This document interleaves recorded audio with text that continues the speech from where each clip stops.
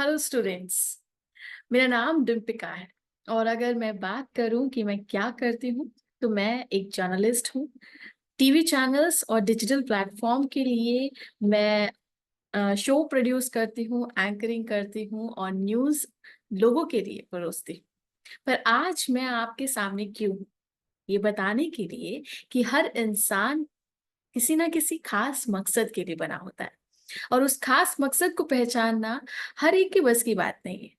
सिर्फ उन्हीं लोगों के लिए ये मुमकिन हो पाता है जो अपने आप को लेकर काफी पॉजिटिव होते हैं, जो अपने आप को लेकर काफी मोटिवेटेड होते हैं और जो सही मायने में चाहते हैं कि वो अपनी जिंदगी में कुछ ऐसा करें जिससे ना सिर्फ उन्हें बल्कि उनके परिवार को, उनके समाज को, उनके देश को और इस पूरे विश्व को उससे कोई जरूर मदद मिल पाए, कुछ जरूर बदलाव हो पाए और वो आगे बढ़ पाए। लेकिन ये सब करने के लिए सवाल ये आता है कि आखिर करे क्या? क्या हर कोई अगर बॉर्डर पर जाकर लड़ेगा तो ही वो अपने देश के लिए काम करेगा या फिर किसी और तरीके से भी अपने देश के लिए, अपने परिवार और समाज के लिए काम किया जा सकता है? तो मैं ये कहूंगी कि हाँ, आप जरा सा भी एक भी अच्छा कदम, एक पॉजिटिव कदम अपनी जिंदगी में उठाते हैं तो आप ना सिर्फ अपने लिए फायदा उठा रहे होते हैं बल्कि इस पूरे समाज को, इस पूरी सृष्टि को आप एक बेहतरीन तरीके से आगे बढ़ने का रास्ता दिखा रहे होते हैं। लेकिन हम में से बहुत सारे लोग ऐसे हैं जिन्हें ये बात समझ में बहुत देर से आती है या फिर बहुत कंफ्यूजिंग होता है उनके लिए समझना कि आखिर क्या करेंगे, कैसे करेंगे। Specially students. जी हाँ, आप सभी लोग स्कूल में पढ़ रहे हैं, आपकी आंखों में तमाम तरह के सपने होंगे। बहुत कुछ आपने सोचा होगा कि हम अपने करियर में ये करेंगे, या कुछ बच्चे कंफ्यूज भी हो सकते हैं और ये बहुत ही नेचुरल है। क्योंकि जब मैं अपने स्कूल में थी तब मुझे लगता था कि मुझे क्या बनना है ये क्लियर है, लेकिन उसको कैसे बनना है, उसको कैसे चेज करना है, उस उसको सीखना कैसे है, कहाँ कैसा एडमिशन होगा, ये सब नहीं पता था। और आई वॉज वेरी लकी कि मुझे मेरे अच्छे टीचर्स मिले, मुझे अच्छे मेंटोर्स मिले। मेरी ज़िंदगी में काफ़ी अच्छे लोग ऐसे आए जिनसे मैं बहुत इंस्पायर हुई और मेरे पास ऑप्शन था ये सोचने का, ये समझने का कि मुझे क्या करना है और क्या नहीं करना है। पर ज़रूरी नहीं है कि सबके पास मेंटोर्स अच्छे हों, सबके पास टीचर्स अच्छे हों। ऐसे में आप क्या करेंगे? आपके लिए ये वीडियो बनाया जा रहा है। अगर आपके आसपास कोई ऐसा नहीं है जो आपको ये गाइड करे कि आपने क्या करना है अपनी ज़िंदगी में, कैसे करना है और जो आप करना चाहते हो, वो कोर्स होगा कहाँ से? ये सब मैं अब आपको बताऊँगी। टर्न द बस का ये बहुत ही बेहतरीन इनिशिएटिव है ताकि आप लोगों को ये समझ में आ सके कि आखिर आप क्या सही अपने लिए चूज़ कर सकते हैं। तो बहुत सारे स्टूडेंट्स जिनके मन में ये डाउट है कि वो आगे क्या करेंगे, कैसे करेंगे, उन लोगों के लिए वीडियो बना रही हूँ और आई होप कि आपको एक-एक चीज़ समझ में आएगी। आप इस पूरी सीरीज़ में आगे बढ़ें, आप इस पूरे करियर गाइडेंस के वीडियोज़ को सुनें, पढ़ें और उसको इम्प्लीमेंट करें। इसके लिए आपके लिए बहुत ज़रूरी है कि आप जब भी ये लेक्चर सुनेंगे, जब भी आप मुझसे बात करेंगे, तो आप अपने साथ एक नोटबुक लेकर बैठेंगे, एक पेन लेकर बैठेंगे, हर एक चीज़ को नोट डाउन करेंगे और उसके बाद आपने सिर्फ इतना करना है कि जितने करियर ऑप्शंस मैं आपको बता रही हूँ, उतने करियर ऑप्शंस में आपने खुद को रैंक देना है। ऐसा इसलिए ताकि आपके लिए आसान हो जाए कि आप क्या कर सकते हो। क्योंकि इस वीडियो में जब हम वीडियो 1 से वीडियो 10 तक जाएँगे, यानी कि आखिर तक जाएँगे, हम अपने हर एक करियर प्लान को समझेंगे। तब तक आपके दिमाग में ये बात क्लियर हो जाएगी कि आपके लिए कौन-सा करियर सबसे बेहतर है, किस में आप आगे बढ़ सकते हैं और किस में आपको आगे बढ़कर इंटरेस्ट डेवलप करना है या आपका ऑलरेडी इंटरेस्ट है, उसको सिर्फ इंक्रीज़ करके पहुँचाना है एक मंज़िल तक। तो आपने क्या करना है, जितने भी करियर ऑप्शंस मैं बताऊंगी आपने उसको नोट डाउन करना है एक एक जगह पर, एक page for one career option. आपने उसमें अपना इंटरेस्ट को रेट करना है कि सपोज XYZ अगर एक करियर ऑप्शन है तो उसमें आपका कितना इंटरेस्ट है, कितना आप उसके बारे में जानते हैं, क्या आप उसके बारे में, अगर आपको कोई अच्छी जानकारी देगा तो आप उसमें अपना इंटरेस्ट बना सकते हैं, बढ़ा सकते हैं, और इसके लिए आप क्या ऑप्शंस खोज सकते हैं, ऐसे कौन से ऑप्शंस है जो आपको बहुत ही इजीली आपको अवेलेबल रहेंगे, राइट।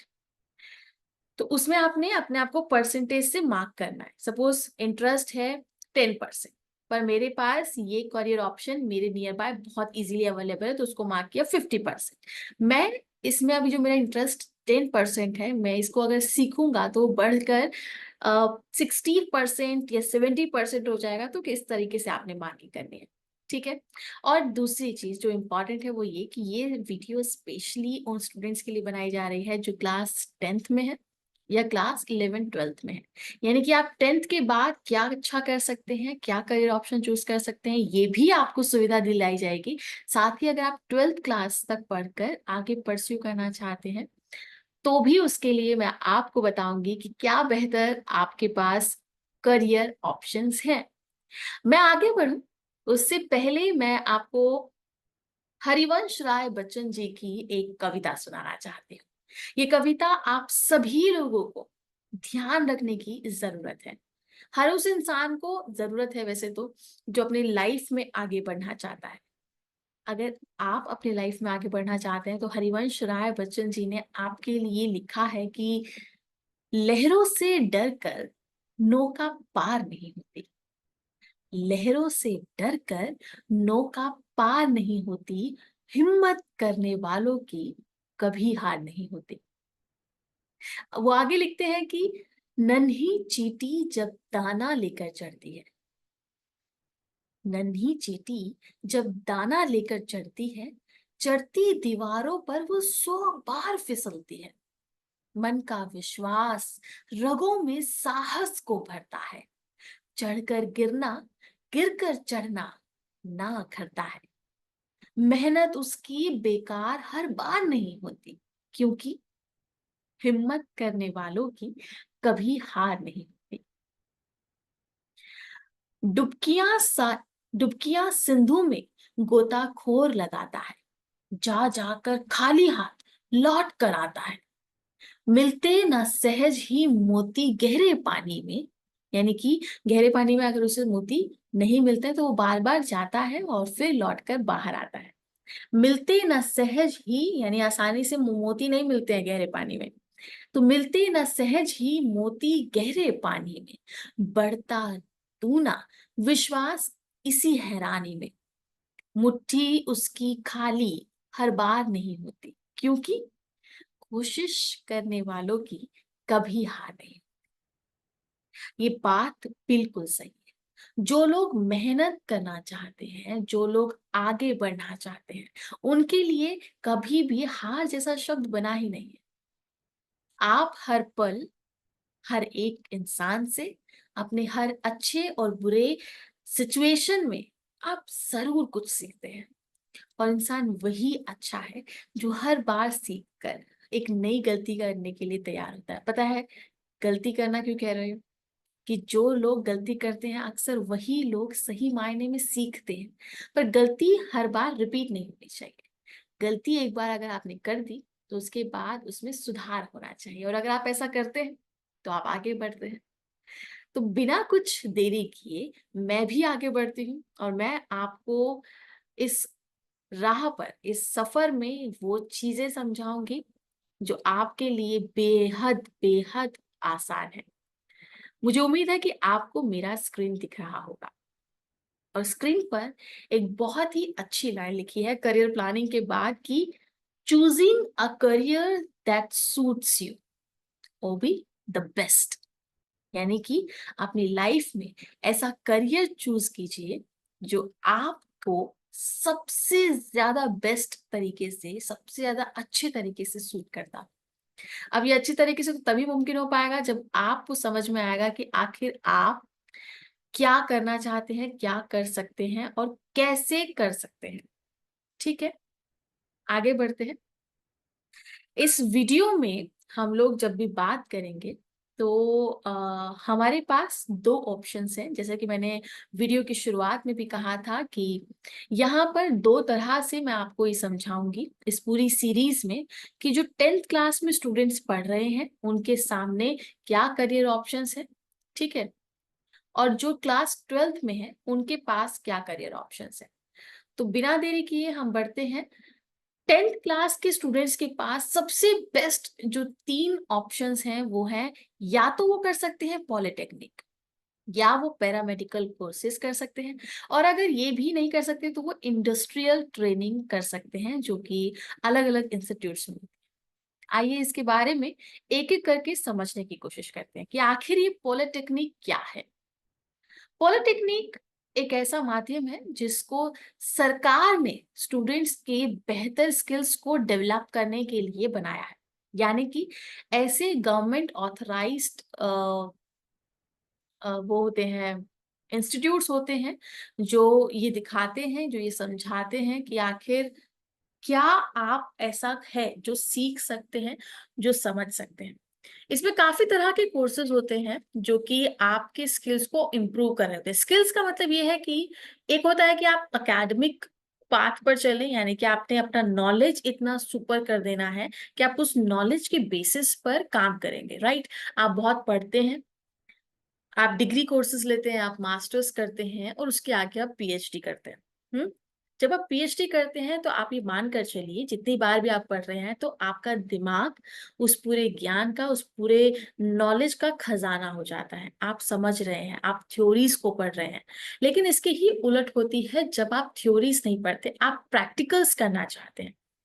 तो वो होती है एक अलग फील्ड जिसको हम बोलते हैं स्किल बेस्ड फील्ड, जिसमें हम काफी सारी टेक्निकल चीजें सीखते हैं जो हम डे टू डे लाइफ में जिन चीजों से हम लोगों का संपर्क हो रहा है, हम जिन चीजों का इस्तेमाल कर रहे हैं, उन सभी के बारे में सीखते हैं।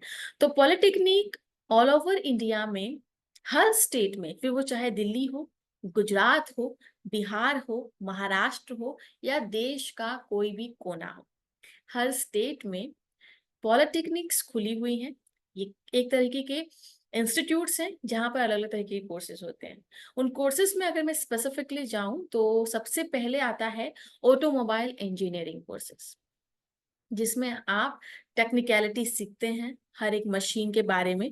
आप इसमें और भी तरह के कोर्सेज हैं, जैसे कि एग्रीकल्चरल कोर्सेज होता है, इसमें फैशन डिजाइनिंग है, इसमें लाइब्रेरी साइंस है, इसमें टेलीकम्युनिकेशन है, राइट। इसमें मैकेनिकल इंजीनियरिंग भी आप कर सकते हैं, फोटोग्राफी के कोर्सेज होते हैं, इलेक्ट्रिकल जितने भी कोर्सेज हैं वो उसमें होते हैं, कंप्यूटर साइंस का एक कोर्स होता है, सिविल इंजीनियरिंग भी इसका एक कोर्स का है, आर्किटेक्चरल इंजीनियरिंग करना अगर आप चाहते हैं 10th के बाद, एक तरीके काइंड ऑफ डिप्लोमा कोर्सेज है, इंटीरियर डिजाइनिंग जो कि आजकल बेहद डिमांड में है, आप इसको भी कर सकते हैं। तो ये 10th क्लास के बाद आपके पास ऑप्शंस होते हैं। अच्छा, हम लोग क्योंकि ये हमारा इंट्रोडक्टरी वीडियो है, मैं इसमें आपको ओवरव्यू देना चाह रही हूँ कि हम इस पूरी सीरीज में किन किन सब्जेक्ट्स पे बात करेंगे, किन किन कोर्सेज के बारे में समझेंगे, इनको क्या करना है, तो ये डिटेल में हम लोग बाद में बात करेंगे।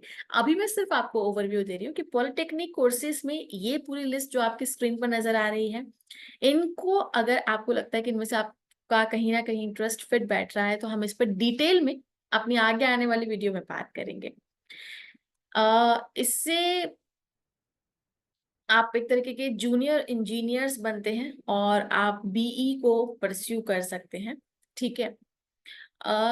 सेकंड जो हमारा आता है पैरामेडिकल कोर्सेज आता है।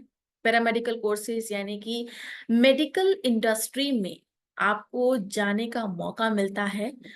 हमें लगता है कि मेडिकल इंडस्ट्री यानी कि जिसमें एमबीबीएस डॉक्टर्स होते हैं, एमडी डॉक्टर्स होते हैं और सिर्फ वही काम करते हैं, वही वो लोग मतलब इन्वॉल्व होते हैं, ऐसा नहीं है।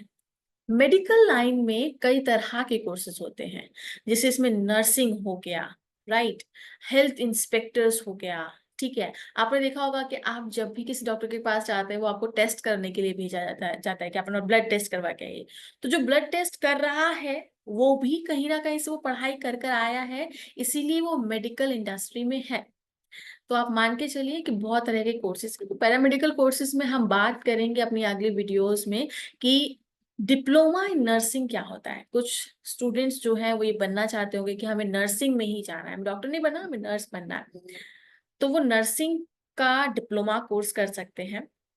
एक और कोर्स होता है डिप्लोमा में ही कि ऑपरेशन थिएटर्स, ठीक है। ओटी में अगर आपने रहना है ऑपरेशन थिएटर में तो क्या कोर्सेज आप करेंगे, क्या पढ़ाई होगी, कहाँ से होती है, क्या ड्यूरेशन होती है, इन सब के बारे में हम जानेंगे। साथ ही हम जानेंगे कि इसमें और कोर्सेज कौन कौन से हैं। तो डिप्लोमा इन हेल्थ इंस्पेक्टर एक कोर्स है, डिप्लोमा इन सेरामिक टेक्नोलॉजी एक कोर्स है, डिप्लोमा इन एक्सरे एक कोर्स है, डिप्लोमा इन डेंटल मैकेनिक ये कोर्स है, मेडिकल रिकॉर्ड टेक का भी एक कोर्स है जिसमें हम काफी तरीके के रिकॉर्ड्स को कैसे मैनेज किया जाता है ये समझते हैं। डायलिसिस का भी एक डिप्लोमा होता है, डायलिसिस में भी एक डिप्लोमा होता है। डेंटल हाइजीन का अलग डिप्लोमा है और लेबोरेटरी का भी एक अलग डिप्लोमा है। तो पैरामेडिकल कोर्सेज में हम basically pre medical paramedical staff जो है, जो हॉस्पिटल्स में काम करते हैं, उनको वो कैटेगरी हम लोग आ सकते हैं, उस कैटेगरी के बारे में पढ़ सकते हैं। इसके बाद आप जो है आगे बीएससी परस्यू कर सकते हैं।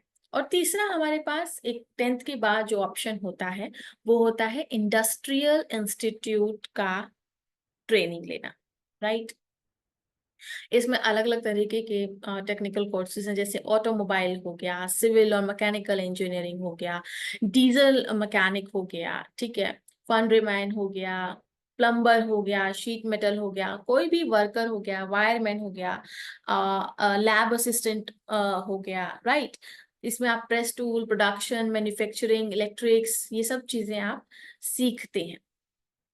इसके बाद आपके लिए जो सबसे बेहतर है, और भी कोर्सेज हैं, वो होते हैं इसमें कुछ एक वोकेशनल कोर्सेज आते हैं। वोकेशनल कोर्सेज जैसे कि दिल्ली और मेट्रो सिटीज में तो ये होता है कि 10th के बाद ऑप्शन होते हैं, अगर आप ह्यूमैनिटीज ले रहे हैं, साइंस ले रहे हैं, कॉमर्स ले रहे हैं, तो एक और स्ट्रीम होती है जिसमें हम वोकेशनल स्टडीज करते हैं।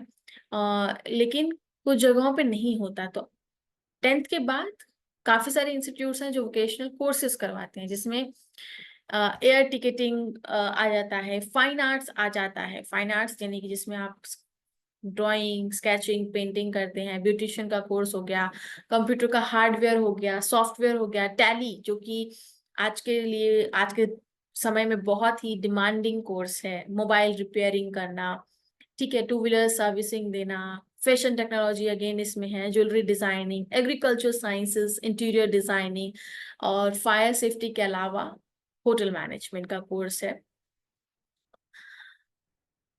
इन सबको करने से आप तुरंत ही जॉब पा सकते हैं, बहुत देर तक आपको पढ़ाई नहीं करनी होती है इसके लिए, राइट।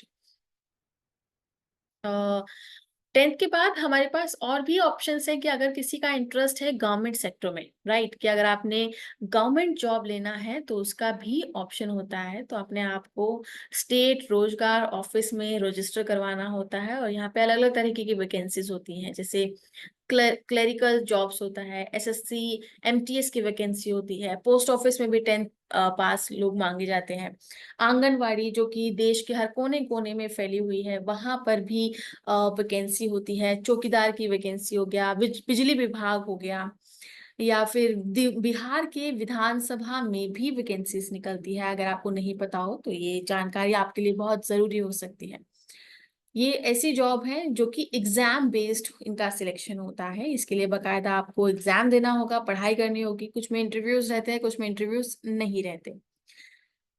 एक और ऑप्शन ये है कि आप अपने स्कूलिंग को कंटिन्यू कीजिए, यानी कि 10th के बाद अगर आप ये कोर्स करके तुरंत जॉब नहीं पाना चाहते हैं, आप चाहते हैं कि एक ग्रेड थोड़ा सा और बढ़ जाए, तो आप अलग अलग स्ट्रीम्स ले सकते हैं, जिसमें अलग अलग स्ट्रीम्स में ह्यूमैनिटीज हो गया जिसमें आप आर्ट्स के सब्जेक्ट पढ़ते हैं, कॉमर्स हो गया जिसमें आप मैथमेटिक्स से रिलेटेड सब्जेक्ट्स पढ़ते हैं, कमर्शियल कॉमर्स से रिलेटेड सब्जेक्ट्स पढ़ते हैं, साइंस और वोकेशनल जैसे कि मैंने आपको बताया। 12th के बाद क्या ऑप्शंस हैं ये मैं अपने अगले वीडियो में बताऊंगी, तब तक के लिए देखते रहिए। इस वीडियो में जो भी आपने सीखा है उसको पॉइंट आउट करते रहिए।